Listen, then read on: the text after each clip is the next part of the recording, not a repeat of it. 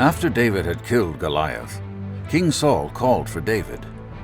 Saul explained that he would not allow David to return home to his father.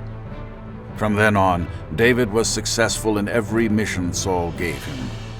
His success led Saul to make him the leader of all his soldiers. This decision pleased all of Saul's people, as David was well liked by everyone. He was especially favored by Jonathan, Saul's son. Jonathan grew to love David as he loved himself. One day, Jonathan made a covenant with David and gave him his robe, armor, sword, bow, and his belt as a sign of their friendship.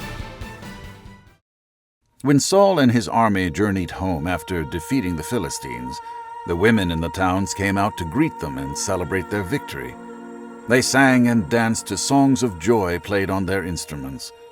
They sang, "Saul has slain his thousands, and David his tens of thousands."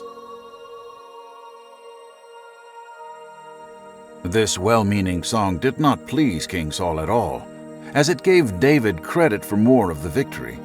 In his anger, he became jealous and suspicious of David, wondering if he would try to take his kingdom from him.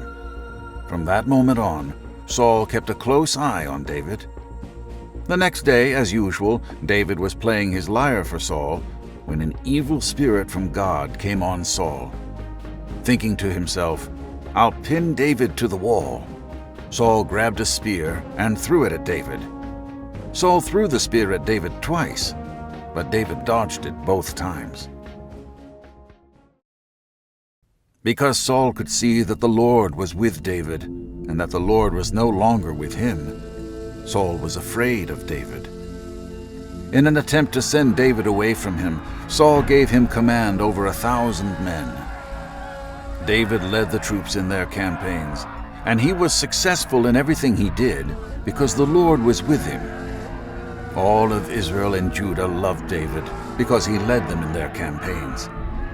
Seeing how successful and loved David was made Saul's fear grow even more.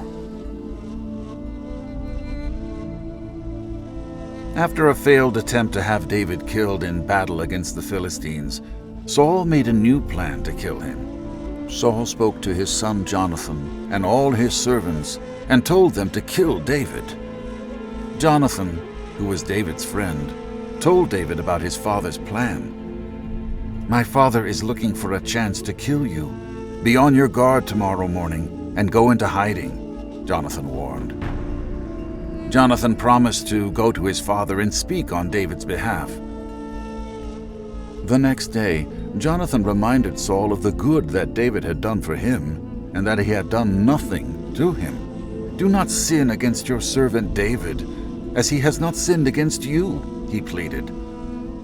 Saul listened to his son and made a promise, saying, "As surely as the Lord lives, David will not be put to death."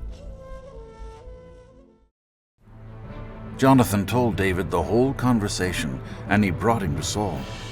Life returned to normal, and David stayed with Saul as he had before. Once more war broke out with the Philistines, and David went out to fight them. He struck them with such force that they fled before him. One day, after he had returned from battle, David was playing his lyre for Saul when an evil spirit from the Lord came upon the king. Just as before, Saul grabbed a spear and threw it at David. The spear missed David and became stuck in the wall. David fled to his home. Saul sent messengers to David's house to make sure that he did not escape in the night. Saul wanted them to bring David to him in the morning so that he could kill him. Michal, one of Saul's daughters who had been given to David to be his wife, told David that he needed to leave. She warned her beloved husband, "If you do not escape tonight, tomorrow you will be killed." Michal helped David get out of their house by climbing out a window and down the wall so that he could escape unseen by Saul's men.